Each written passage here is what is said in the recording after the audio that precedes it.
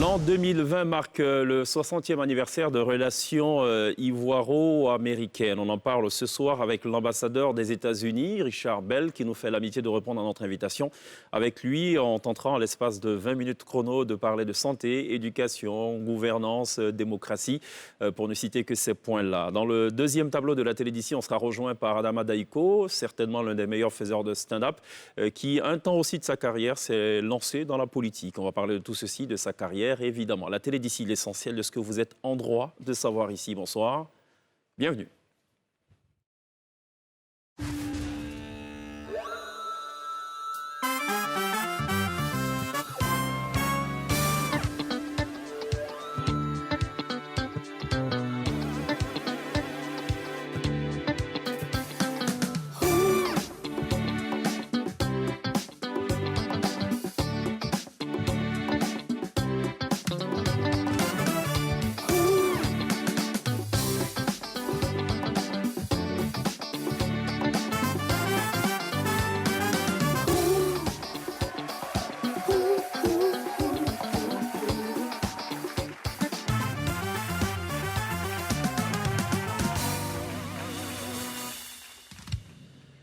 Télévisé ce soir dans la télé d'ici, 60 ans de relations entre la Côte d'Ivoire et les États-Unis. On a beaucoup de plaisir de recevoir Richard Bell, ambassadeur des États-Unis en Côte d'Ivoire. Bonsoir, bienvenue.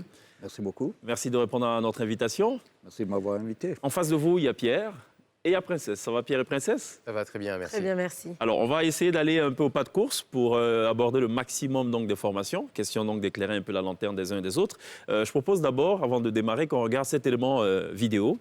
C'est un document historique donc, réalisé par les ateliers des archives. Ça dure 2 minutes 17 secondes. C'est la visite du président Félix Houphouët-Boigny aux États-Unis. On est en 1962, l'an 2, on dira donc, de l'indépendance de la Côte d'Ivoire. On regarde cela et on revient juste derrière. A 21-gun salute and full honors for Félix Houphouët-Boigny, President of the Ivory Coast.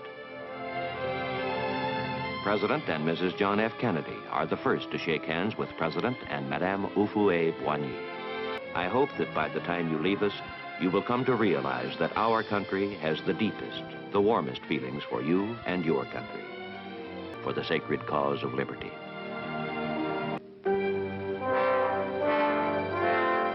To America of a century ago, to better understand the ideals which motivate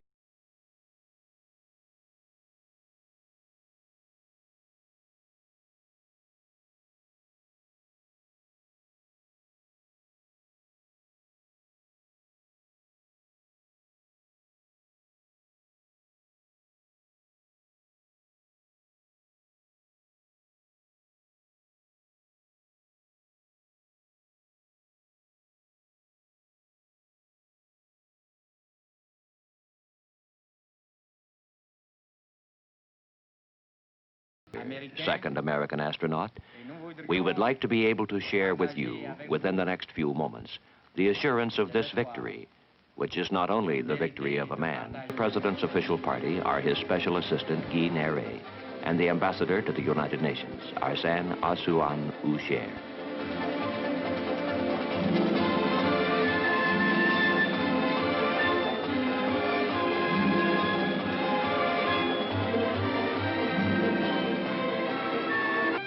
In Philadelphia, the University of Pennsylvania, founded by Benjamin Franklin, philosopher, man of science, leader of the American Revolution, confers on the President the honorary degree of Doctor of Laws.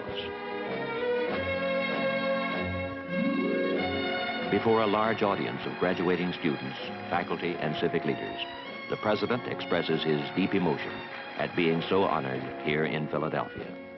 He, the statesman who led his country to independence. Voilà, un document réalisé par Atelier des Archives, la visite d'État en 1962 du couple présidentiel Félix Houphouët-Boigny et son épouse, donc à Washington, reçu par le président JF Kennedy. Grand moment d'ailleurs historique. Houphouët-Boigny qui était reçu non pas seulement parce qu'il était président de la Côte d'Ivoire, mais surtout parce qu'il était un modèle dans la sous-région ouest africaine. Un commentaire sur cet élément, cette visite? Alors, on voit l'engouement des Américains pour l'indépendance de la Côte d'Ivoire, pour la décolonisation de l'Afrique. Je trouve ça vraiment touchant, très beau. D'accord. Comment ont évolué les relations entre la Côte d'Ivoire et les États-Unis en 60 ans, au fil des pouvoirs qui se sont succédés?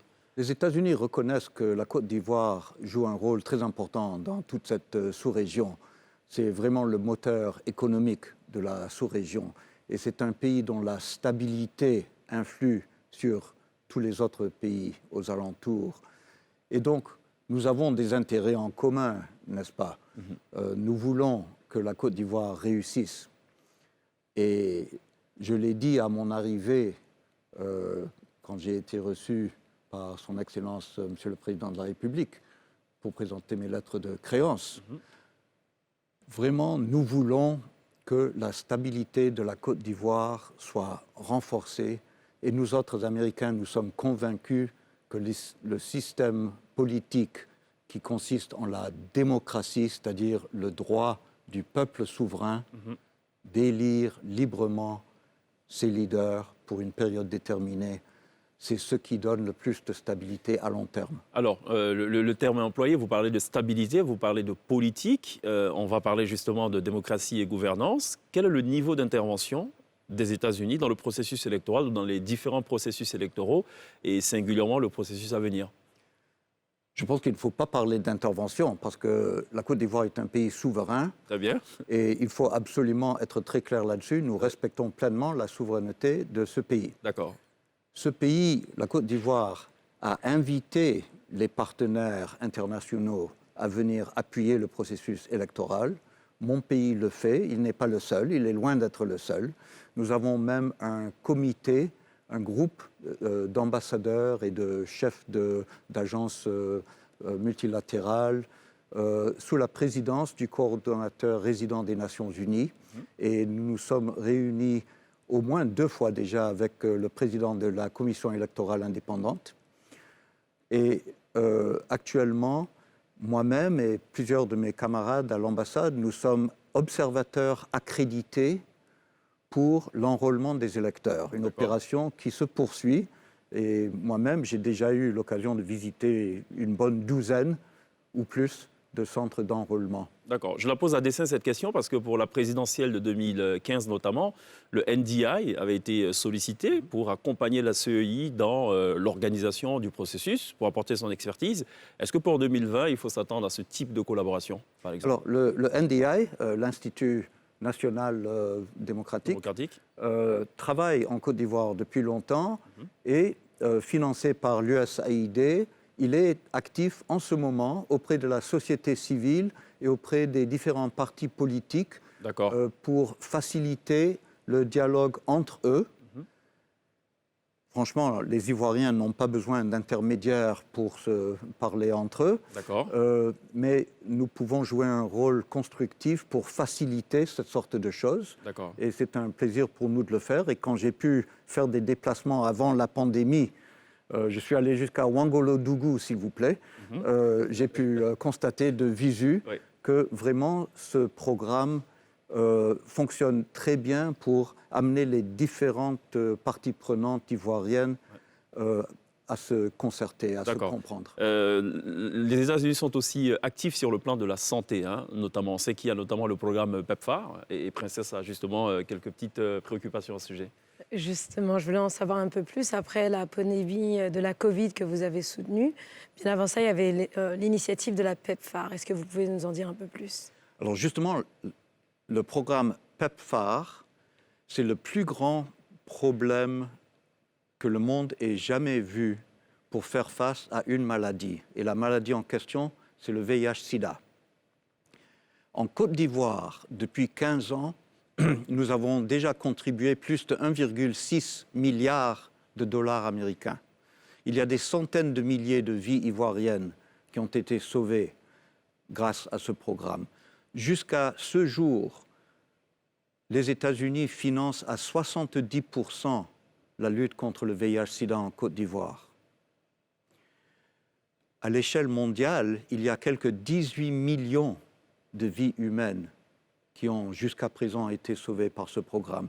C'est le programme le plus important du gouvernement américain en Côte d'Ivoire depuis 15 ans, plus de 100 millions de dollars par an. D'accord. Un peu plus de 50 milliards de francs CFA. Et au niveau de l'éducation, parce que je sais que vous prenez beaucoup l'éducation, qu'est-ce qui a été fait au niveau des échanges entre les États-Unis et la Côte d'Ivoire? Il y a beaucoup d'échanges. Moi, j'aimerais qu'il y ait encore davantage parce que, franchement, les chiffres sont modestes quand il s'agit de financer une bourse pour aller faire des études supérieures, un master, par exemple. Évidemment, ça coûte cher. Si ça dépendait de moi, on multiplierait le budget par au moins 10 parce que je trouve que c'est une des meilleures choses que nous faisons. Mais ici en Côte d'Ivoire, il y a un autre programme au niveau de l'enseignement primaire en milieu vraiment défavorisé, surtout au nord du pays. Et là, il y a une cantine scolaire qui est financée par ce programme américain qui s'appelle McGovern-Dole, du nom des deux sénateurs, un démocrate et un républicain, qui se sont concertés pour établir ce programme. Et maintenant, avec la pandémie qui a causé la fermeture des écoles, nous avons accepté que les denrées en forme de sacs de riz soient distribuées pour que les élèves les emportent à la maison.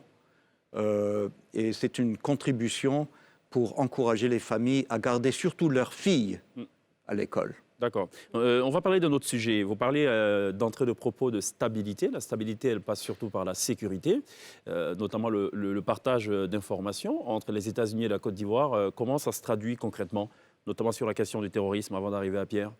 Ok. Alors, vous avez raison. Le partage de renseignements fiables, suffisamment précis pour qu'on puisse agir sur la base de ces informations.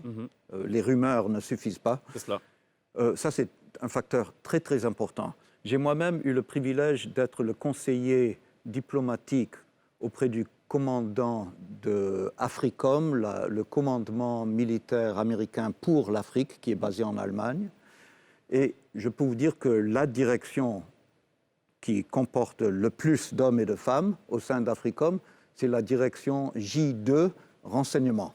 Et donc, ici en Côte d'Ivoire, il y a effectivement non seulement un partage de renseignements au niveau bilatéral, mais les États-Unis ont beaucoup facilité le partage de renseignements entre pays africains, surtout dans le domaine de la sécurité maritime jusqu'à présent. En Golfe de Guinée, il y a beaucoup de frontières maritimes. Un navire suspect pourrait s'échapper en franchissant une frontière maritime si les différents pays concernés n'étaient pas capables de communiquer très rapidement, en temps réel, pour faire face. Et justement, grâce en partie à notre appui, il y a tout un réseau de centres de coordination maritime tout au long du golfe de Guinée, de l'Angola jusqu'au Cap-Vert. C'est vraiment... C'est une image. Une grande zone. Et la Côte d'Ivoire participe activement à ce réseau. D'accord. Alors, l'actualité, c'est évidemment l'attaque de Kafolo, à la frontière donc avec le Burkina Faso. Est-ce qu'à ce niveau, les États-Unis interviennent à la demande du gouvernement ivoirien ou est-ce que, dans un jeu d'anticipation, les États-Unis disent « Mais tiens, écoutez, on a telle information, comme quoi il y a une attaque imminente, il faut plutôt mener telle action ou telle autre action ». Comment, concrètement, pour un peu comprendre, pour permettre donc aux téléspectateurs de comprendre comment ça fonctionne? Nous sommes des pays amis. Quand un ami a un renseignement qui pourrait sauver des vies chez son ami, il ne va pas tarder à lui passer ces informations. D'accord. Je voudrais dire 2 mots sur la menace qui pèse de plus en plus, malheureusement, sur la Côte d'Ivoire et les autres pays de la côte ouest africaine venant du nord, du Sahel. J'ai passé 3 ans au Niger et 1 an au Tchad, donc je sais quelque chose concernant le Sahel. Et la menace est réelle et le piège à éviter, c'est la stigmatisation d'un groupe ethnique ou religieux, parce que la menace est une menace en forme de ce qu'on appelle insurrection, et donc la riposte s'appelle contre-insurrection, et le principe numéro 1 de la contre-insurrection, c'est qu'il faut avoir la population de votre côté. Donc il ne faut pas agir de manière à ce que la population estime que vous êtes l'ennemi. Il faut gagner la confiance et maintenir la confiance de la population civile. D'accord. Alors, dans les relations entre deux pays, tout n'est pas toujours rose. On va parler d'immigration, Pierre. Oui, alors il y a 2 ans, le Washington Post rapportait de plusieurs sources anonymes que le président Trump avait dit au cours d'une réunion sur l'immigration, pourquoi toutes ces personnes issues de pays de merde viennent ici. Alors, le président Trump est connu pour ses propos parfois sans filtre. Est-ce que vous craignez que ce genre de propos ne puisse mettre à mal les relations de confiance entre les États-Unis et les pays africains, notamment la Côte d'Ivoire ? Je signale tout d'abord que le président Trump a dit qu'il n'avait pas dit ça et que certains participants à la même réunion ont affirmé ne pas avoir entendu ça. C'était une réunion à huis clos. Ce qui s'est passé peu après, c'est que le président Trump a envoyé un message exprimant son respect pour les pays africains. Il a envoyé ça à l'Union africaine au moment de son sommet. Je pense qu'il faut surtout voir quelle est l'action des États-Unis. Depuis 20 ans, les États-Unis ont contribué plus de 100 milliards de dollars à la santé publique en Afrique subsaharienne. C'est de loin la première contribution de ce genre. Et c'est basé sur notre conviction que l'atout le plus précieux de tout pays, c'est son peuple. C'est-à-dire, c'est basé sur le respect de la personne humaine. Voilà la réponse. D'accord, très bien. Alors, on se demande, en fait, s'il faut voir une rupture de cette politique dont vous parlez, qui était très présente jusqu'à présent, avec celle de l'administration Trump, qui se focalise peut-être plus sur l'économie que sur les relations et l'implication dans les questions de droits de l'homme, notamment. En fait, le programme PEPFAR, qui est un programme de santé publique, demeure notre plus grand programme en Afrique. Initié du temps du président Bush, c'est bien cela, le PEPFAR ? Du président Bush fils. C'est cela, oui. Bush fils. Oui, oui. Et donc continuer sous le président Obama, qui était d'un autre parti politique, et voilà le président Trump, du premier parti politique. Donc, nous avons plusieurs partis, mais seulement 2 grands partis, et ils sont d'accord sur ce point. Voilà ce que ça signifie.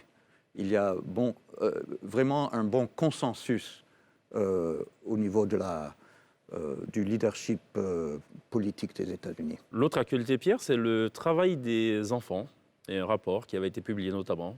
Oui, le travail des enfants qui est un point clé, notamment dans le cacao. On le sait que les États-Unis sont très regardants sur la question, qu'il y a eu des rapports qui sont sortis et même des menaces d'arrêter l'approvisionnement en cacao au niveau des États-Unis. Est-ce qu'aujourd'hui, vous êtes satisfait du travail accompli et est-ce que cette menace, justement, d'arrêter les importations de cacao aurait été appliquée ?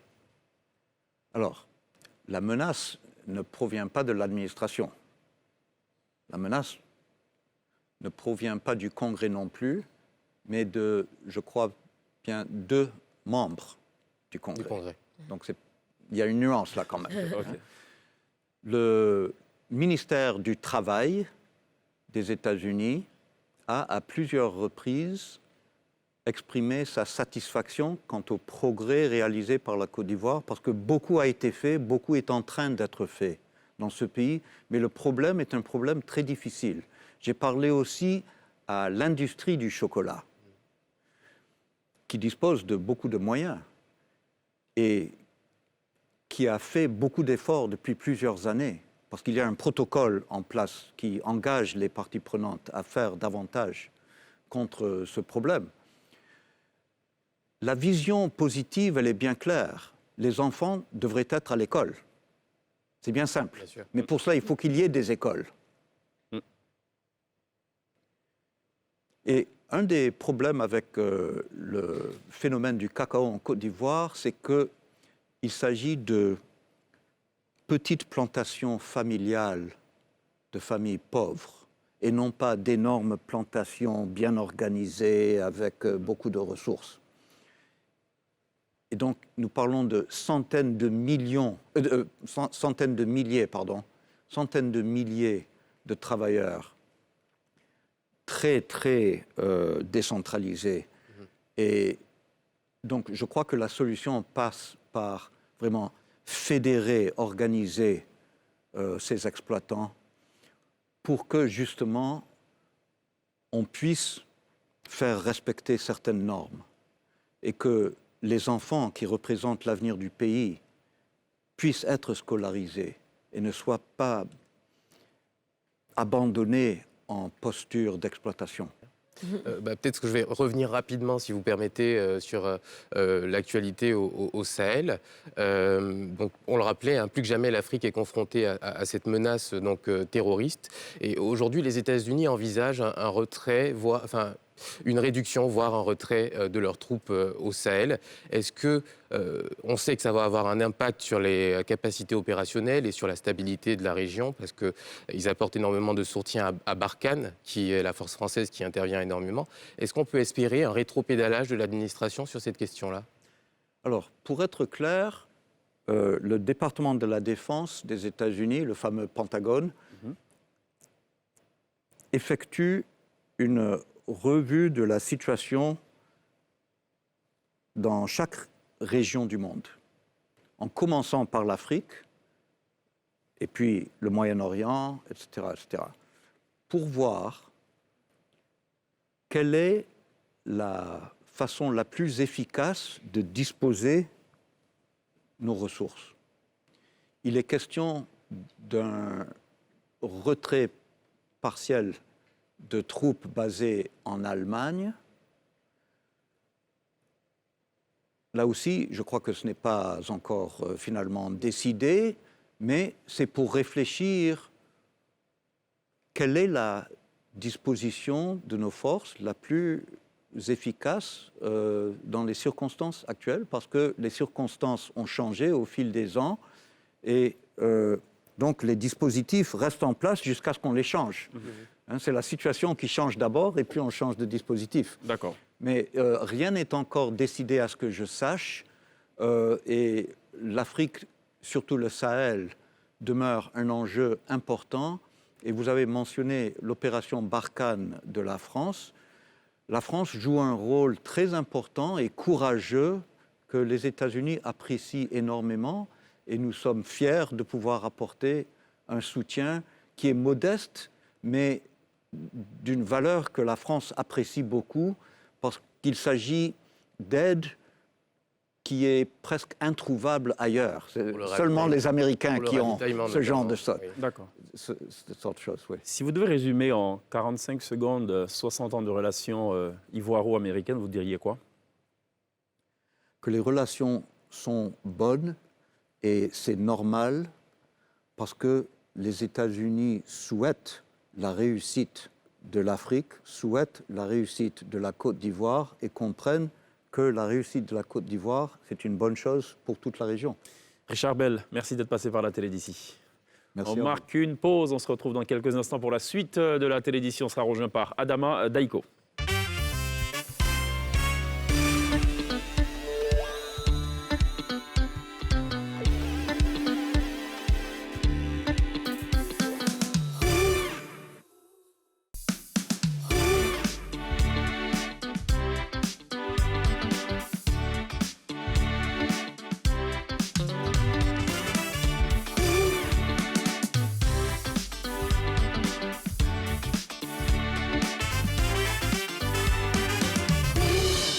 Vous faites toujours très bien de nous rejoindre dans la télé d'ici pour aborder des choses qui vous intéressent. On était tout à l'heure en compagnie de Richard Bell, l'ambassadeur de Côte d'Ivoire aux États-Unis. On a été rejoint entre-temps par un invité, non moins célèbre d'ailleurs. Il fut notamment candidat à la présidentielle passée de 2010. Il est président de un parti assez spécial, c'est le Doromican, un parti où le maître mot n'est rien d'autre que l'alcool, l'éthanol. En gros, la lucidité n'est pas du tout de mise là-bas. Adama Daiko, merci de répondre à l'invitation de la télé d'ici. Bienvenue. Merci beaucoup. C'est moi qui vous remercie. Le président est là, il est à votre disposition. Comment se porte ce parti, justement, le Doromican? C'est le meilleur parti en Côte d'Ivoire. Ah bon? On n'a pas besoin d'avoir une carte d'adhésion. Ouais. Il faut avoir un esprit positif, une pensée positive. Il faut savoir que le président, c'est Adama Daiko. Ouais. Et que on n'a pas besoin de savoir qui sont les membres du bureau politique. Ah, on n'a pas besoin de savoir qui sont les membres. Non, ce n'est pas important. C'est pas important. Ouais. Alors, il y a une guerre de chiffres entre les partis politiques généralement. Certains revendiquent tel nombre de milliers de militants. Et toi, est-ce que le Doromican, on sait dire aujourd'hui combien de militants il y a? Si on ajoute Cheikh Ivan, Ouais. ce sont des milliers de militants. Ce n'est pas seulement en Côte d'Ivoire, c'est au-delà de nos frontières. Ah bon? Oui, C'est un mouvement nous universel. avions essayé la dernière fois de faire un calcul. Sincèrement, l'ordinateur a cédé. Ouais, parce qu'il y a des doublons, il y a des noms qui viennent 5 fois. D'accord. Bon, vraiment, Est-ce qu'il faut être un consommateur de drop pour être membre du Doromican? ça veut dire que vous n'avez pas lu le statut du parti. Ah, Parce que d'accord. le président lui-même Ouais. n'est pas un consommateur. Oui. Il doit être lucide, il doit veiller à la mise en application des Oui. lois, de la constitution du parti. Oui. En fait, le président ne boit pas. C'est ceux D'accord. qui sont autour du président qui Oui. consomment. Qui consomme. Ouais. D'accord. Et donc, lui seul, il est lucide et les autres, Voilà, bon, c'est ils ça. peuvent faire ce qu'ils c'est veulent. ça. Vraiment, vous avez D'accord. tout. Donc, vous êtes un leader éclairé quelque part. Leader, guide, oui, je préfère ça, guide éclairé. Guide éclairé. Guide suprême éclaré, ça passe ou pas? Suprême, non, je suis déjà suprême. D'accord. Parce que quand vous ajoutez suprême, ça veut dire qu'il y a possibilité d'être en dessous du suprême. Ah non, ça, je ne vous permets pas ça. D'accord. monsieur. Ok. Il n'y a pas de passage de témoin à la nouvelle génération. Non, c'est le leader. Il y C'est-à-dire, a pas de- monsieur, vous voulez, je veux dire, vous voulez faire comprendre aux militants de mon Préparer parti que je l'opposition. dois leur passer le témoin. Les choses sont un perpétuel renouvellement. Donc on Oh, se ouais, dit si, que non, peut-être c'est que vous pas- préparez l'après. Non, c'est parce Non. que vous ne suivez pas nos congrès, sinon, il y a toujours la génération, c'est le président. D'accord. Ce sont les photos qui changent. D'accord. Et vous n'avez pas peur de l'opposition dans tout ça? Opposition? Il n'y a pas d'opposant. Non, il n'y a pas d'opposition. D'accord. Il y a des opposés. Il y a ceux qui sont en face Ouais. du président. On discute, on s'entend. D'accord. Parce que vraiment, je n'ai jamais vu l'enfant d'un opposant qui a réussi dans la vie. C'est compliqué. Est-ce qu'il y a une limite d'âge dans les textes? De notre parti. Oui, pour être candidat. La dernière À la fois, quand j'ai présidentielle. essayé quand même de relire notre constitution, Ouais. il n'y a pas de... La constitution du Doromican, on est Il n'y a d'accord. pas de Ou de la Côte limite de d'Ivoire. militantisme. D'accord, ok. Il n'y a pas de limite de militantisme. Oui. Donc, comme la loi s'interprète, Ouais. ça répond à votre question. C'est compliqué tout ça. Pourquoi passer par le message, enfin le concept du Doromican pour faire rire? On s'est dit, après le décès de feu Jean-Michel Cancan, il y avait certainement un vide. Jean-Michel Cancan est celui-là même qui a permis à l'humour africain francophone, c'est-à-dire le comique des situations, de se faire connaître à travers les capitales africaines. D'accord. Et après donc, son décès, moi, j'ai opté pour faire de l'humour, étant comédien de théâtre, comment utiliser les techniques théâtrales C'est cela. pour faire mon humour. C'est cela. C'est à la fois le théâtre, c'est à la fois la comédie. Et on s'est dit, ben, qu'est-ce qu'on peut trouver?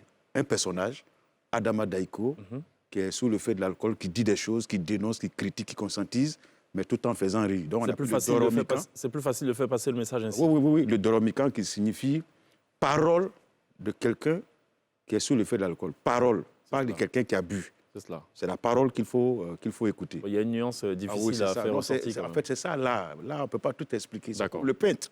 Il vous verse quelques jets de peinture sur un contreplaqué, il cela. donne un nom, et puis ça coûte des millions. D'accord.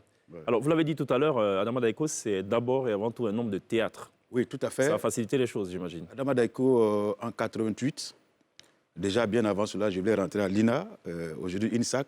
Le concours, ça n'a pas marché. Et on nous a dit, bon, ben, il y a des compagnies de théâtre privées dans la ville. Donc, je suis allé m'inscrire dans une compagnie de théâtre. D'accord. Les experts d'Abidjan. J'ai fait 2 ans de formation. Et puis après, on a créé les Rigolos d'Abobo, parce qu'on voulait faire du 100% comique, avec Omega David des côtés autres.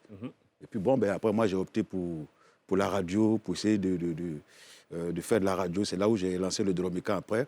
Mais tout en gardant à l'esprit que je peux être utilisé pour le théâtre. D'accord. Je travaille avec Sidiki Bakaba, on a joué des pièces de théâtre importantes. L'acteur studio. À l'Acteur Studio, bien avant cela, on a joué à l'Institut français. Maître Aaron, nous étions 3 comédiens, une pièce à 3. Sidiki, un blanc, un européen là, parce que puis, et moi, nous étions 3. Là, j'étais très jeune et il fallait maintenant prouver qu'on pouvait donner autre chose au public. C'est là où je lance le Doromican. D'accord. On va essayer de regarder en 1 minute un peu l'œuvre d'Adama Daiko. Ouais, pour s'en faire une petite idée. En 1 minute. Ce qui est encore grave, ton permis est périmé depuis 1 mois. Il n'est plus valable pour les véhicules affectés au transport commun. Ouais, voilà pourquoi moi, je ne prends même pas l'argent même avec mes passagers. Lui, là, il a pris l'argent et lui. Il a donné ses 1000 francs. Pardon. t'asseoir d'abord. C'est dit, Pété Doula, là, nous sommes des frères. Nous sommes. Il n'y a pas de palabre. C'est toi qui ne comprends pas ça? Quand tu es derrière un tonton du père, c'est dit, tonton, tes 1000 francs sont tombés. Il dit, mon petit, prends, c'est pour toi. Il y a longtemps, non, moi, dans ce pays-là, prends. C'est eux qui sont là. Depuis la maison, tu attends. Pissansi, Alassane Pissansi. Pissansi, Alassane Pissansi. Pissansi, Alassane Pissansi.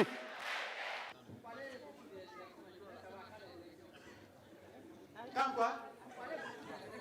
Quand tu vas aller poser la question à Abidjan. Regardez-moi ça. Ils ont dit qu'on a vu aller aux élections. On n'a qu'à aller aux élections. Moi, ils vont m'appeler ex-candidat aux élections. Comment se fait le passage du théâtre au stand-up ou au one-man show, plus précisément? Ouais, moi, c'est d'abord le one-man show. Parce que le stand-up, c'est un peu américain. Les Français ont fait ça, ont fait de ça leur spécialité aussi. Et comme nous, on a toujours des repères aussi à l'extérieur. Donc, les gens ont commencé à faire le stand-up. C'est cela. Sinon, moi, je préfère le one-man show. Le one-man show me permet, en tant que comédien, de rentrer dans plusieurs personnages, de créer, d'imiter, et me déplacer aisément sur la scène. Donc, nous étions, c'est vrai, un groupe avec Lazaï, Don, Kevin et autres. Et puis, à un moment donné, j'ai dit, mais attends, c'est vrai qu'on joue à 3 et à 4, mais c'est bon de travailler un spectacle seul. C'est ainsi que j'ai proposé le rendez-vous, mon tout premier one-man show, fin 2000, alors au Palais de la Culture. C'est là où les gens ont vu un humoriste sur scène qui fait 1h30 de spectacle dans une salle bonheur de monde. Et je me suis dit, bon, pourquoi ne pas continuer, mais ne pas demeurer aussi dans le one-man show, parce que de temps en temps, il faut apprendre à jouer avec les autres. Sinon, si vous demeurez dans le one-man show, le concept du maquis de deux ou trois personnes avec vous, vous risquez d'être égoïste. C'est-à-dire vous n'aurez pas la possibilité de permettre à l'autre de parler. Mais c'est le concept du parti. Oui. On ne partage pas, il n'y a qu'un seul président, il n'y a qu'un guide. Non, en fait, je vous vois venir parce que vous voulez mettre mes militants dans une situation fâcheuse. Fâcheuse, non, c'est juste éclairer la lanterne des uns des autres. On partage, mais il faut savoir, parce que le président, c'est-à-dire, il déverse le pouvoir. Et il vous dit, servez-vous. On dit non, président, c'est toi d'abord. C'est toi d'abord. Bon, d'accord. On va voir Adam Daiko, justement, tout égoïste qu'il est, seul, justement, sur la scène. C'est du one-man show, on regarde juste en quelques petites secondes. 1 minute, 10 secondes, plus exactement. Alors, les amis, ce que vous ne savez pas à l'époque, quand les chefs d'État africains partaient se rencontrer pour faire le haut sommeil de l'Union africaine, c'est pas haut sommeil, c'est haut sommeil. Ils vont tous dormir avec des lunettes noires. Mais à la fin, la seule chose qui leur tenait à cœur, c'était la photo de famille. Photo de famille, ils aimaient ça. Et tu dois publier obligatoirement la photo de famille à la une du journal officiel. Et en quadrille, s'il vous plaît. Burkina, publié. Abidjan, publié. Sénégal, tous les pays. Sauf le Gabon. Omar Bongo, dans tous ces États, il convoque le ministre de la Communication. Monsieur le ministre, je m'en vais dans le haut sommet, je viens, tu ne publies pas les photos. Tu ne veux pas que les peuples gabonais me respectent. Il dit, Excellence, vous n'étiez pas au sommet. On ne peut pas mentir au peuple. Il dit, envoyez-moi les photos. Il prend la photo au palais. Il contemple, il observe, il apprécie. 3 minutes après, il fait ça. Ah, merde, j'étais arrêté derrière Diouf. C'est vrai que ces deux messieurs n'aimaient pas marcher côte à côte. Hein. Quand il y avait Abdou Diouf... ouais, ça fait île. C'est cela, ça fait île, d'accord. Même Oufoué aussi, il y avait une distance de sécurité. Voilà pourquoi on l'appelle le sage de l'Afrique. C'est peut-être le précurseur aussi de la distanciation physique aussi. Qu'est-ce qu'on en fait, Princesse? Alors, au théâtre, on vient vers vous, et dans le cinéma, on va vers les autres. Lequel vous préférez par rapport à la réaction instantanée ou... Quand j'ai joué dans un film pour la toute première fois en tant que comédien. C'était lequel film? J'ai joué dans Sida dans la Cité. D'accord. Et puis après, j'ai fait Tano de la Gueule avec Sidiki Bakaba. C'est là où il m'a donné un nombre de techniques. Quand c'est au théâtre, les gestes sont importants. Les gestes, il faut parler fort, sans toutefois crier et tout. Mais au cinéma, non. C'est-à-dire que c'est la caméra qui vient chercher le geste et tout. Donc, c'est une autre discipline. C'est cela. Donc, il fallait un petit stage là pour dire que non, là, tu n'es pas le comédien, tu es l'acteur. Et moi, j'ai aimé cela. C'est vrai que je ne tourne pas dans beaucoup de films, Mais le comédien, il y a plus de boulot dans le théâtre. Parce que tu peux avoir un spectacle d'1h30, tu as du texte. Et dès que le spectacle a démarré, il n'y a pas de stop, il n'y a pas de coupé. D'accord. Alors qu'au cinéma, il y a la possibilité de refaire le make-up, il y a la possibilité de dire, bon, on va changer d'angle. Et l'acteur a cette chance-là de jeter un coup d'œil dans qu'on appelle ça, dans le scénario. Et puis bon, quand le cadrage n'est pas bon, on peut reprendre. Mais le théâtre, dès qu'on dit le rideau est ouvert, c'est parti. C'est fini la concentration. Et ce qui est bien au théâtre, c'est que vous vous concentrez 2 heures avant le spectacle. C'est-à-dire qu'il faut être sur le lieu du spectacle, dans les loges, 2 heures avant. Quand le spectacle dure 1h30, vous êtes là 2 heures avant, vous faites le texte que vous avez l'habitude de jouer. C'est comme si vous l'apprenez pour la toute première fois. D'accord. Lucide ou ivre? Lucide ou ivre? Ah non, c'est lucide. Vous avez reçu énormément de prix. Lequel prix vous a le plus marqué? Oh, je sais qu'il y a la reconnaissance de l'État de Côte d'Ivoire. J'ai été fait chevalier de l'Ordre national en 2004. J'ai reçu ma médaille des mains du président de la République. Et c'était en direct de la télévision au palais présidentiel. Ça m'a marqué. Et le second prix, c'est meilleur humoriste Afrique francophone à l'occasion des grands prix Afrique francophone du théâtre africain.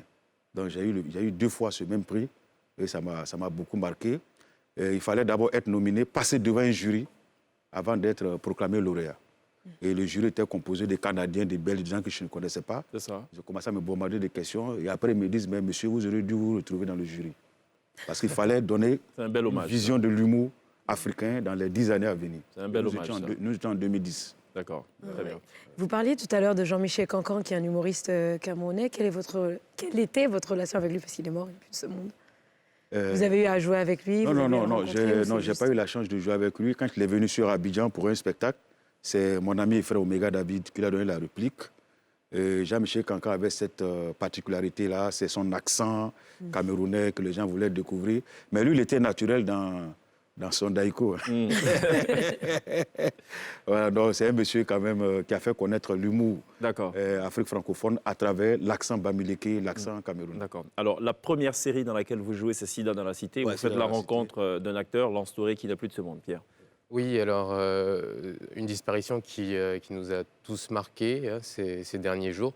Alors, on a vu que vous aviez réagi dessus. Est-ce que vous avez des mots aujourd'hui pour Lance Touré sur le plateau de la télé d'ici? Je voudrais dire aux Ivoiriens qu'il y a des nouvelles, quand vous les apprenez, dans un premier temps, vous n'y croyez pas. Parce que vous êtes effondrés.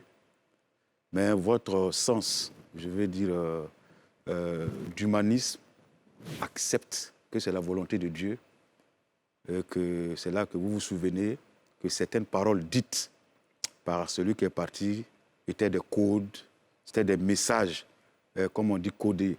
Alors Lance Touré, c'était un aîné, c'était un coro, c'était un grand frère, un monsieur calme, serein. Dès que vous lui exposez une situation compliquée, il a cette tranquillité-là avec laquelle il vous accueille, il vous écoute et il vous parle. Et c'est après qu'on a su que c'est un pratiquant des arts martiaux. Ah oui. D'accord. Ouais, c'est des gens qui contrairement aux apparences. Voilà.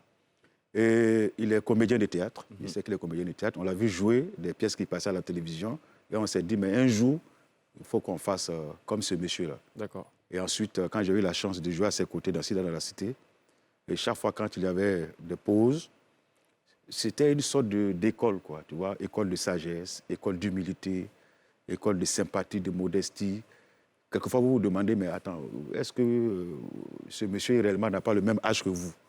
Parce qu'il n'y a pas de tabou, il vous explique les choses comme il se doit. Et moi, il m'a beaucoup marqué. Et quand je voulais reprendre mes activités après les élections présidentielles, je suis allé le voir.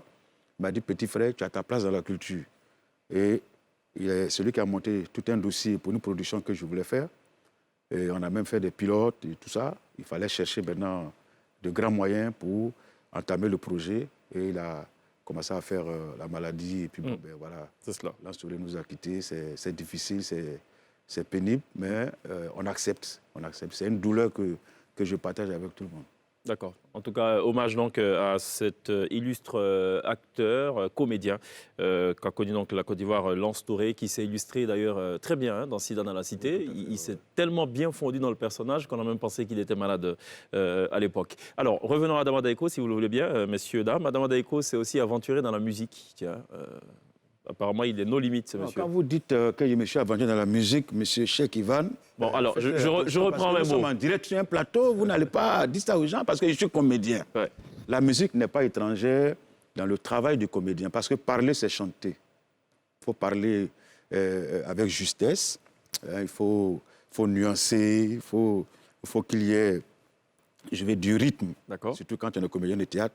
Des fois, on a l'impression que vous rappez un texte. Quelquefois, il faut parler posé, et c'est tout ça la musique. Moi, je ne chante pas en fait, je parle sur la musique. C'est très abstrait tout ça. On va regarder pour s'en faire une idée plus précise. On va regarder. Adama Daeko en chanson, en musique ou en aventure musicale, je ne sais pas. On raconte partout que moi, Daeko, j'ai signé un protocole d'accord avec l'alcool. Mais sans nous, il n'y a pas de maquis. Un maquis peut employer 4 personnes au minimum. Multiplié par 1000 maquis, cela fait, calcul mentalement, 4000 personnes, donc des petites et moyennes entreprises. Au dernier recensement, il y a eu plus de maquis que d'habitations. Est-ce que l'acteur n'a pas plutôt fait la promotion de l'alcool à un moment donné, sans le vouloir, sans le savoir? Non, je ne crois pas. Je ne crois pas. J'ai plutôt dénoncé pour dire que les gens en abusent. Hein.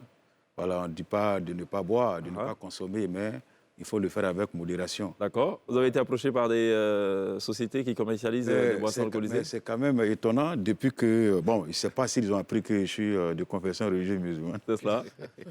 Sinon, je n'ai jamais été approché par une brasserie pour faire la promotion de l'alcool. D'accord. Vous avez toujours été lucide? Je suis très lucide. Alors, en 2010, par contre, il y a une chose qu'on n'a pas du tout compris, et on se demande est-ce qu'il était lucide, le Adama Daeko, c'est cette candidature à la présidentielle. Qu'est-ce qui s'est passé? Vraiment, M. Cheikh Ivan, permettez-moi de dire merci à tous mes électeurs de 2010. Ils ont voté vraiment utile. Il y en a eu? Plus de 6 000. Je n'ai pas été dernier. Nous étions 14 candidats. Ouais. J'ai été classé 11e. Donc, je n'ai pas été dernier. C'est ça. Voilà. Okay. C'est ce qui est intéressant, c'est lorsque vous passez qu'on dit ah, voilà, Adama Daeko. Mais quand on dit ah, voilà, votre gars, là, quel gars, c'est lui qui a été dernier. C'est compliqué. C'est pas bon. Hein? Voilà. Sinon, bon, c'est vrai qu'on rigole. Mais sincèrement, en début d'année, j'avais dans mes vœux de nouvel an, sincèrement, personne ne m'a souhaité être candidat au président de la République de mon pays. Et moi-même, je ne me suis pas souhaité cela. Hein. Et je me suis dit quoi? Que l'humour contribue à instaurer la paix. 10 ans de crise. Et nous devons aller aux élections. On dit aux différents candidats, bon, allez déposer vos dossiers de candidature, et les gens traînent les pas. Je suis allé, je me suis renseigné, j'ai confectionné mes dossiers en bonne et due forme. D'accord. Je suis allé voir la télévision nationale de m'accompagner. Ils ne sont pas venus parce qu'ils n'y croyaient pas. Ils disent, mais il n'y a pas de souci. Ce sont les médias internationaux qui sont venus pour donner de la crédibilité à ma candidature. D'accord. Okay. Quand le monde entier a su parce que passe par là aussi la crédibilité par les médias étrangers. Oui. Non, il faut que je le dise, puisque les médias nationaux ont pris ça pour de l'amusement. Très bien. Alors qu'eux, ils prennent tout au sérieux. C'est ça. Ils sont venus, ils ont couvert la cérémonie de dépôt de dossier quand ils ont annoncé. Et c'est là où les politiciens de mon pays se sont dit, tiens, ce petit-là, si on ne fait pas attention, il risque de nous... Parce que j'ai commencé à multiplier les interviews. J'étais moi-même mon chargé de communication.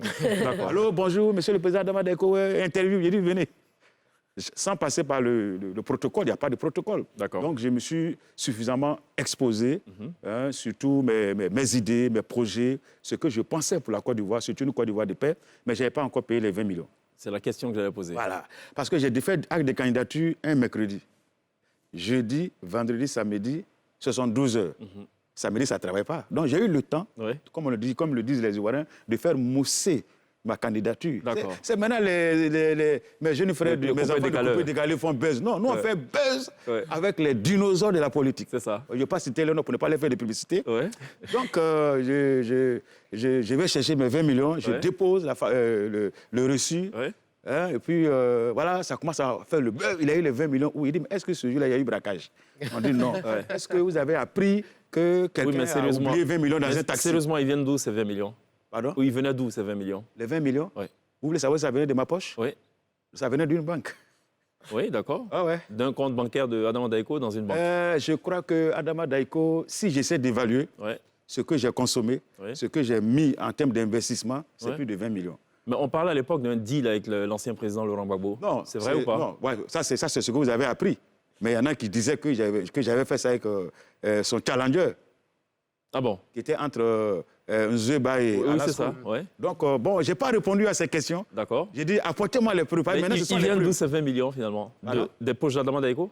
Les 20 millions? Oui, oui. Ou oui, d'un mécène? Non, mais s'il n'y a pas de preuves, c'est que ce sont mes 20 millions. D'accord. Voilà, ce sont mes 20 millions. D'accord. Voilà. Non, vous savez que Ouais. pour la paix, il y a Ouais. des gens qui étaient prêts Ouais. vraiment à aider Adama Daiko. D'accord. Mais Est-ce ils que l'ont cet fait. engagement en politique a quelque peu douché un peu le succès? Oui, non, c'est vrai. Le C'est succès parce que d'Adama les Daiko élections se à sont l'époque. terminées, Ouais. je vais dire, dans un dénouement pas souhaité. Hein. Ouais. Et puis, il faut le dire, hein, moi je vais dire la vérité, peut-être que ce que les Ivoiriens et mes militants auraient voulu, qu'au deuxième tour, que je ne donne pas de, qu'on appelle ça, Mot des consignes de vote. consignes. Voilà, c'est parce que j'ai donné Ouais. des consignes de vote Ouais. et que celui sur lequel j'ai porté le choix Ouais. n'est pas resté, Ouais. qu'on dit qu'Adama Daiko a eu sa carrière qui a plombé. D'accord. Maintenant, si j'avais fait le choix du président actuel, on aurait dit non, petit, tu es sauvé, tu es bien, hein, tu as tout maintenant. Hein. D'accord. Mais c'est pour dire tout simplement. La caution a été remboursée ou pas, les 20 Pardon? millions? La caution a été remboursée? Non, il y a un certain pourcentage, quand vous ne l'atteignez pas, Oui, le trésor public vous ignore. c'est cela. Ah ouais, donc ils ne m'ont pas encore donné mes 20 millions. Oui. Mais ce n'est pas grave, pour moi, c'est Ah bon? une contribution. Pierre, vous n'avez pas, Et le 20 jour- vous n'avez pas 20 millions, c'est pas Et grave. puis le jour où j'ai payé Je les laisse 20 tomber. millions, le jour où j'ai payé les 20 millions, Ouais. mais il y a des vieux qui attendaient au trésor pour recevoir les payes de soldes. Ouais. Comment vous appelez ça? Quand au trésor, les personnes qui viennent de récupérer les payes. C'est pas. Sur le tout compte. d'accord. Bon, Non. c'est pas Ouais, ce c'est qui est pas ça. sur La pension de retraite? la pension. pension, Ouais. ouais. Il n'y avait pas d'argent. Et quand moi je suis venu avec les 20 millions, Oui, mais ils ont pu être payés. Et ils m'ont béni. Donc au moins j'ai sauvé des vies. C'est D'accord. aujourd'hui on dit non, on va distribuer Bon, riz, ouais. on Adama va Da- distribuer huile aux gens, D'accord. 25 000 francs aux gens, mais il y a longtemps, non, on distribue D'accord. l'argent aux gens. on avait beaucoup de mal à croire quand même à cette candidature. On va regarder justement Adama Daiko en campagne, hein, vous allez voir. Et c'est très sérieux pour le coup. Hein. C'est très sérieux. À Aféry, où il s'est rendu, le candidat de la majorité silencieuse a été accueilli par des populations enthousiastes. Le candidat Dolo Adama rêve de bâtir avec tous les Ivoiriens une Côte d'Ivoire d'excellence, adossée sur le travail, valeur essentielle selon lui pour des lendemains radieux. Il faut aller retirer sa carte d'électeur, sa carte d'identité pour voter le 31 et opérer ce changement qu'on souhaite. Ils sont nombreux aujourd'hui qui n'ont pas encore retiré les cartes. Donc nous les exhortons à aller retirer les cartes et voter tranquillement leur candidat que je suis. Alors, il faut comprendre la taille du nœud hein, de la cravate. On est en 2010. Voilà. Donc, Vous il savez, y a, quand on est il y a sur 10 le ans. terrain, quand on est sur le terrain, il y a quand même cette petite mise en scène qu'il C'est un élément de nos confrères de la RTI. Donc, ça veut dire que Ah ouais. alors, les médias nationaux, finalement, vous ont accompagné. Nous avions droit à un journaliste qui se réveille le matin Ouais. et qui vient vous voir au QG. Monsieur le Président, qu'est-ce qu'on fait aujourd'hui? C'est cela. Il dit, suivez-moi seulement. Voilà, et on récupère un quartier à Abidjan. Parce D'accord. que moi, partout, vous allez voir que moi, je n'avais pas de bâche. Hein. Ni chaise, ni bâche. Non, non, non. Il suffit que le candidat arrive dans un quartier, c'est une liesse populaire. D'accord. Bon, parmi tous ceux-là, je ne sais pas si ce sont mes militants. C'est ça. Comme si c'est des gens qui ont les cartes d'électeurs. Ça, me je rappelle- n'ai pas vérifié. C'est cela. On dit qu'il faut faire attention aux followers sur les réseaux sociaux. Vous avez une biche qui court et derrière, il y a une lionne. C'est aussi un follower. Mais bon, les intentions ne sont pas les mêmes. Marquons une pause. Adama Daiko sera, on le rappelle, donc live sur la scène de la télé d'ici dans quelques instants. On se retrouve dans quelques secondes pour notre part.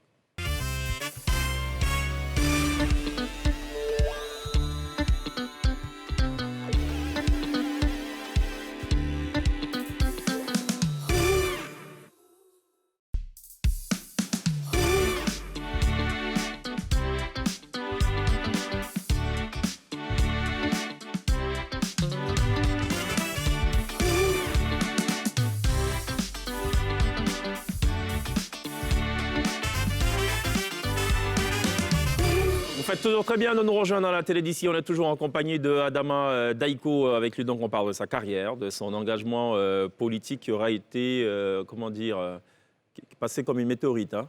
Ça n'a pas duré. Non, non, non. En fait, aujourd'hui, on me considère comme une ancienne gloire de la politique. De la politique.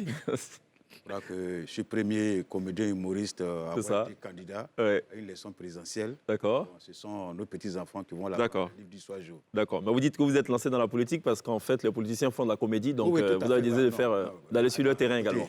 Cher ami, vous suivez l'actualité. C'est cela. C'est que tout le temps, vous vous marrez. Ça fait qu'aujourd'hui, nous, les humoristes, on ne trouve pas de gombo. C'est ça. Voilà, ce sont les politiciens qui font rire à notre place. Donc, ça fait qu'aujourd'hui, c'est compliqué. D'accord. Voilà, que nous laisse vraiment le terrain humoristique et on va leur concéder leur terrain politique. Pourvu qu'ils reviennent donc à la politique dans le vrai sens du terme. Voilà, c'est ça. Pierre. Vous montrez encore un champion de la satire politique, et puis on va même jusqu'à l'engagement aux élections. Est-ce que vous diriez que vous vous sentez privilégié d'avoir pu le faire, d'avoir eu cette liberté d'expression-là en Côte d'Ivoire, là où on ne l'aurait pas eu peut-être dans d'autres pays d'Afrique? Je sais qu'au Mali, il y a un aîné comédien qui se nomme Gimba, Habib Dambélé, qui a été candidat aux élections. Mais lui, il a été avant-dernier. Voilà, lui, il a été avant-dernier. Mais l'objectif, ce n'était pas d'occuper un rang, c'était de donner de la joie aux populations maliennes qui traversaient aussi en ce moment une situation démocratique chaotique. Il y a eu le coup d'État et tout ça. Voilà. Et moi, le sentiment que j'ai pour avoir été candidat aux élections présidentielles, c'est de dire que mon pays, la Côte d'Ivoire, est un pays, est un État démocratique. Voilà, c'est une élection ouverte, transparente, une élection de sortie de crise. Donc, on avait besoin de tout le monde. C'était une contribution. C'est vrai que j'ai sacrifié ma carrière. Si j'aurais pu être... imaginez-vous, Adama Daiko, élu président de la République. Je venais de sacrifier là ma carrière artistique. Les gens n'allaient plus me voir sur la scène. Ça allait être compliqué. Voilà, donc Dieu a dit non, ta place n'est pas certainement au palais présidentiel, mais dans les salles du palais de la culture et d'autres espaces. Mais je suis fier d'avoir participé à cette élection parce que elle m'a permis de comprendre beaucoup de choses. Quand on a fait le débat de 90 minutes en direct de la radio et de la télévision, je me suis bien défendu. Ce sont les politiciens eux-mêmes qui ont été mes meilleurs téléspectateurs. Parce qu'au moins, avec moi, ils ont su quelles sont les vraies réalités des populations. J'ai été le premier, pendant les 90 minutes, à dire, dès que je suis élu président de la République, je vais doter notre police d'un hélicoptère. Et après, quand le président Ouattara s'est installé, mais il y a eu l'hélicoptère. En principe, l'hélicoptère devait porter mon nom. Hélicoptère, Adama Daiko, mais ça n'a pas été fait, mais ce n'est pas grave. D'accord. C'est pas grave. Très bien. Alors, dans cette émission, il y a ce qu'on appelle le kiff du web. En fait, c'est Princesse qui va sur Internet et qui essaie de récupérer des vidéos un peu marrantes. Voilà. Okay, d'accord. Madame, excusez-moi, je peux passer un message important? Allez-y. Voilà, moi, j'étais à l'investiture à Yamoussoukro, voilà, pour dire que c'est le président Ouattara qui a gagné. Et j'ai eu la chance de le 21 mai 2011. Entre ancien candidat et puis le président élu. Et puis, mais je lui ai dit, mais on fait comment? Bon, vous connaissez bien, le président Ouattara a un accent particulier. Ben, écoute, Adama, je suis très heureux de te voir à mon investiture. Alors, je suis très content. Alors, je vais te recevoir quand tout sera calme. Quand il a dit ça, il dit, c'est pas la peine que j'aille en exil. Mais jusqu'à présent, je n'ai pas encore été reçu. Il n'a pas encore été reçu. Non, sinon, tu aurais vu les images. C'est vrai. Mais comme il sait que le président regarde la télé, voilà, il est toujours branché, lui et ses collaborateurs. D'accord. D'ici la fin de l'autre semaine, je suis sûr qu'il va dire aux gens de venir. Parce qu'il ne m'a pas oublié, mais c'est une question de temps. Alors, pour le rappel historique, justement, que nous rappelle la justice, d'ailleurs, cette ancienne gloire de la politique nationale ivoirienne, le 21 mai 2011, investiture à la Fondation Félix Houphouët-Boigny. Adama Daiko, candidat qui arrive à la 11e place, on ne dira pas perdant. Non, candidat heureux, il n'y a pas le candidat heureux. Voilà, tu avais dit malheureux, il allait me lever. Donc, est reçu en tête-à-tête par le candidat heureux. Voilà, c'est ça. Le vainqueur, voilà. Candidat très heureux. Très heureux, qui lui promet donc une audience. Et jusque-là, ça ne s'est pas fait. Non. Parce qu'on m'a dit, quand il dit, il fait. D'accord. Bon, le message a été passé. Voilà. Et l'histoire retiendra que j'ai été le traducteur. Voilà. Princesse, c'est quoi le kiff du web? Alors, j'ai trouvé des petits jeunes qui sont au Nigeria et qui ont fait un remake de films de fiction. D'accord. C'est nickel. Je vous laisse découvrir ça en images. D'accord. De véritables graines de stars. Hein. Bravo, en tout cas. Vous savez qu'ils ont été invités à la première du film. Ah oui. Ah, mais c'est génial, ça. C'est très bien, c'est ça. Petite bonne nouvelle avec. Ouais. Adama Daiko, c'est à quel âge qu'il découvre qu'il est promis en fait un avenir d'acteur, de comédien? J'ai été encouragé par mes différents professeurs, je veux dire de français, parce qu'au lycée, nous avions un club de littérature et je me suis inscrit. Et c'est là-bas que j'ai commencé, je veux dire, les béabas du théâtre, des sketchs qu'on interprétait. Et Je faisais de petites chroniques dans le journal du lycée, de l'école. J'inventais des petits sketchs, des petits jeux et autres. Et puis, bon, j'étais dans l'animation culturelle depuis le lycée. D'accord. Bon, après la classe de seconde, je passais en première. On m'a dit, mais si tu peux rentrer à l'INSAC, à l'INA à l'époque, il faut essayer. Donc, voilà comment moi, je voulais faire une formation de comédie. Donc, ça commence assez tôt, quand même. Voilà. On va regarder, visiter la famille Tongpi. Ah ouais, C'est une famille un peu particulière. Madame, Il y a Madame Tongpi et Monsieur Tongpi, forcément. Ah oui, voilà. Ce soir, ça parle d'encaissement. On ne parle pas de l'encaissement des 20 millions, puisque ça n'a jamais été remboursé. Non, il sait comment je vais encaisser ça. D'accord. Au moment de l'audience la semaine prochaine. Non, mais à la Covid, je pense que le président ne le reçoit pas en ce moment. Non, mais s'il veut une carte d'identité Covid, là même, sur les 20 millions, là, il sait comment il va récupérer. On va visiter Madame Tongpi et compagnie. On revient juste après.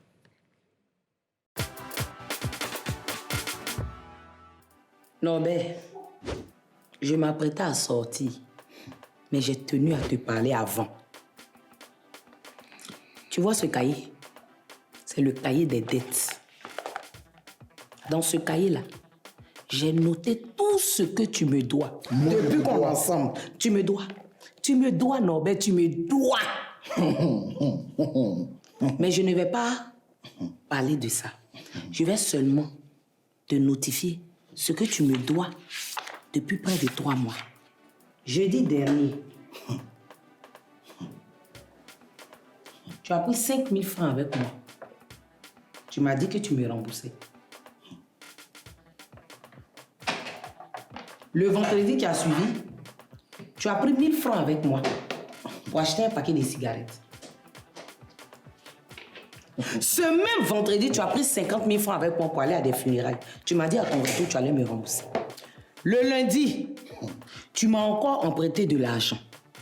Motif inconnu. Chantal, tu es ma femme. Quand je ne suis pas ta femme, je suis ta concubine. Ne mélangeons pas les choses. Tu n'as déposé que 3 simples bouteilles de liqueur chez moi en famille. Je ne suis pas ta femme. Quand je comptabilise tout ça, tu me dois la somme de 1 600 000. Moi, Norbert, je te dois 1 600 000 francs? Norbert, demain c'est ma tontine. S'il te plaît, restitue-moi mon argent. Je vais pouvoir payer ma tontine. Aïe, Tati. Tu as vu? Même pas Aïe, même ri.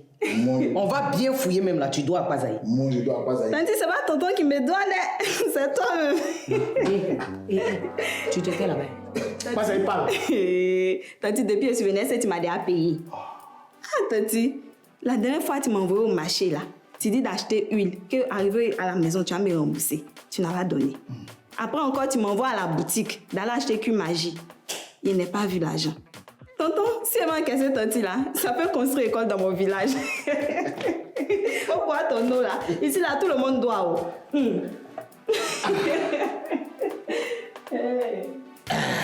Toi là, tu es sûr que tu ne sors pas avec Pazaï?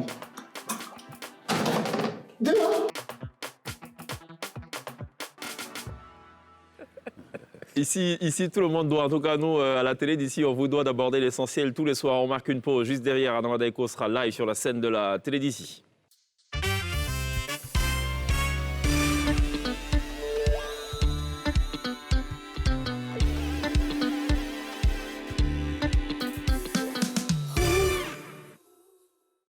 La Côte d'Ivoire se prépare à accueillir une autre élection cruciale, c'est la présidentielle d'octobre 2020. Ce soir, dans la télé d'ici, interview exclusive d'une ancienne gloire de la politique nationale qui a toujours voix au chapitre, qui a droit de citer. Il revendique, selon ses propres mots, plus de militants que ceux qui sont présentés comme des poids lourds de la politique nationale. Ce soir, donc, dans la télé d'ici, il nous accorde 5 minutes de son précieux temps. Adama Daiko, bonsoir. Oui, bonsoir, monsieur le journaliste, monsieur Cheikh Ivan. Bonsoir à tous et à toutes. Chez nous, il y a un proverbe qui dit « Celui qui ne mange pas à sa faim ne peut pas durer dans un WC ». Bon, très bien. Vous êtes le président du parti Le Doramican. Il y a un constat qu'on fait, heureusement ou malheureusement, c'est qu'il n'y a pas de poste de vice-président. Comment ça se fait? C'est-à-dire que vous avez parcouru les statuts et règlements de notre constitution, de notre parti. Il n'y a pas de vice-président. Mais c'est normal. Vous allez nommer un vice-président, prévoir un vice-président. C'est incroyable. Il prie beaucoup. Vous pensez qu'il va demander quoi à Dieu dans ses prières? Hein? Vous imaginez un peu, mais moi j'ai déjà imaginé. Voilà pourquoi il n'y a pas de vice-président dans mon parti. Je suis le président, c'est tout. Voilà, il faut prendre ça comme ça. Alors, question légitime, en cas de vacances de pouvoir, qu'est-ce qu'on fait dans ce parti? On a prévu, ce n'est pas écrit dans les règlements, mais j'ai prévu ça. C'est ma charmante épouse qui va assumer l'intérim. Et quand je serai disponible, je vais reprendre mon fauteuil.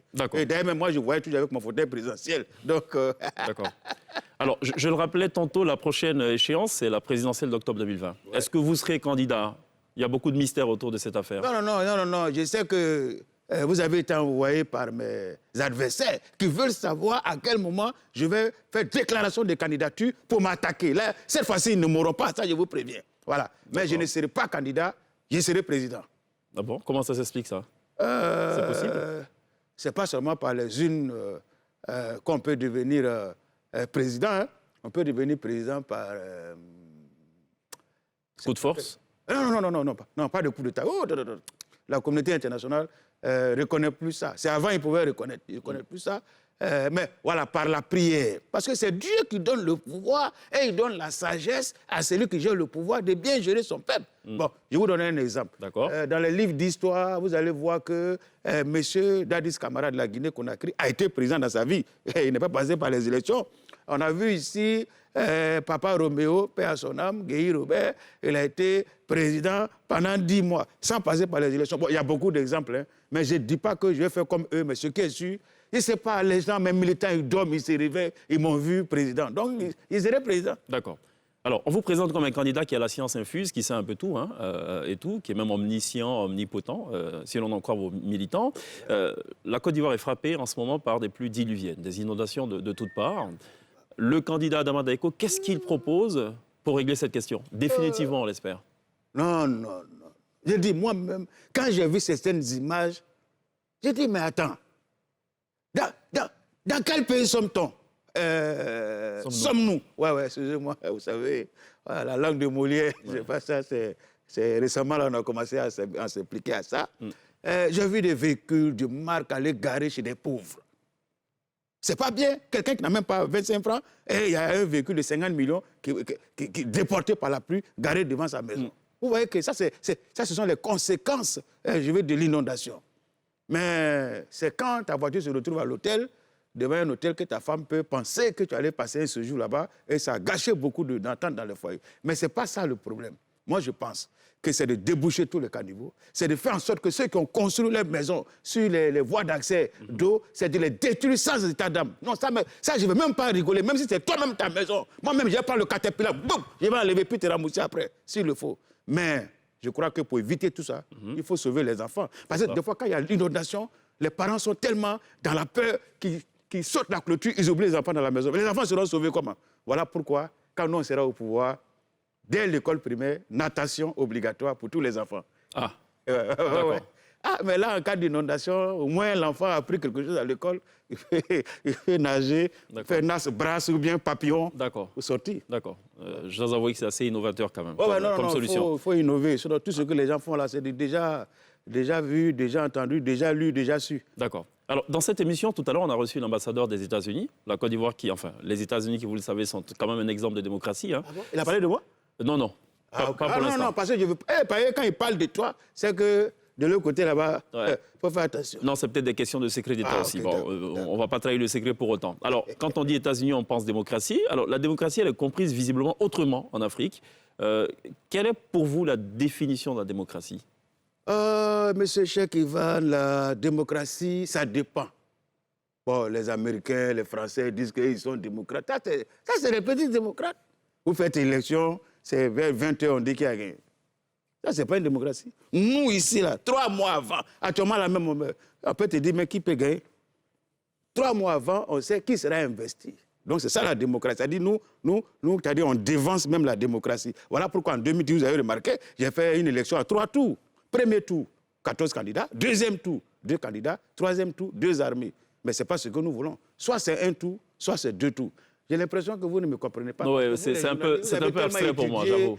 La démocratie, que quelquefois, je me demande, est-ce qu'on vous a vraiment donné les vraies définitions? Mais ça tombe bien. Je vais prendre un exemple pour illustrer ma démonstration. Par exemple, si je prends 2 villages, non, 2 religions, non, on n'a pas de... Voilà. Je vais prendre le vêtement, parce que vêtement, il y a pantalon, il y a chemise et tout. Oui. Tu connais le string, non? Ça commence par S, string. Je pense que voilà, oui. Bon, il sait que tu ne vas pas dire devant tout le monde, mais tu vas comprendre. Ouais. Alors, je prends le string comme le vrai symbole de la démocratie. Parce que le string, il sépare la droite de la gauche. Il arrondit les bords. Il maintient la masse et il attire le peuple. Il dit, chaque fois quand je fais les aïeux, je vois ça comme ça, je vois les exemples que j'avais déjà vus. Alors, bon, c'est une belle image. Bon, écoutez, je rappelle que vous êtes l'auteur du fameux dicton qui dit on apprécie le vrai caleçon au pied des fesses. Mais bon, on va pas s'attarder. Quand j'ai dit ça à un congrès, là, les gens ont ri pendant 3 minutes et puis ils ont oublié même de voter mon opposant. On ne va pas s'attarder sur la question pour ne pas dévoyer un peu le sens de cette interview. Alors, une dernière préoccupation pour terminer. Le monde entier fait face justement à un mal, c'est le terrorisme. Et l'Afrique, notamment la sous-région, n'est pas du tout en reste. Que propose le Dormican et son président? Vraiment, je m'incline avec respect pour les gens qui sont tombés, je veux dire, au front, des gens qui sont là pour sécuriser les pays, et puis voici des terroristes, des gens qui n'ont même pas de famille, qui n'ont pas de projet, qui viennent, vraiment qui endeuillent les gens. Quand ils seraient aux affaires, moi-même, étant chef suprême des armées, je vais m'habiller dans ma tenue de commandant, de général, pour aller contre eux. Parce que c'est des gens, c'est des calculateurs. Hein? Ah bon? Ah oui, ils ne vont pas dans le coin comme ça. Voilà pourquoi quand il y a un coin où ils ont tapé, ils ont bombardé, si ça n'a pas commencé par B, il y a beaucoup de polémiques. Sinon, partout ils ont tapé là. Ils appellent ça taper. Voilà, ça commence par B. Ils ont bombardé Bataclan à Paris. Ouais. B, Bamako, Burkina, Bassam, Bandiagara, Barkhane. Vous voyez que tout est en B. Et quand l'ancien président du Bénin, Yahi Boni B, a vu le danger venir, il dit « Ah, on n'a qu'à changer le nom du Bénin, on n'a qu'à dire Dahomey. » Bon, les premiers chefs s'appellent Ben Laden. B, tué dans un bunker, ordonné par Bush, achevé par Barack. Quand ils vont quelque part, ils vont avec Boko Haram. Ils ne cherchent que les Blancs, et puis ça crée le buzz. Bon. Maintenant, ce que aussi, je voulais vous dire, c'est des gens qui ne consomment pas de bière. Ça fait B, non? C'est ça. Bah, tu dis B maintenant. Ils ne consomment pas de bière. B. Ils ne font pas de bisous. B. Ils ne font pas de baisers. B. Mais ils prennent les filles des gens pour aller les brutaliser. Adama Daiko, merci de nous avoir accordé cette interview exclusive. C'est fini? Oui. On ne va plus me voir à la télé. Bon, Oui, c'est pas grave. qui affiche justement clairement vos intentions pour octobre 2020. Ce sera tout donc pour la téléédition. On se retrouve demain. D'ici là, take care.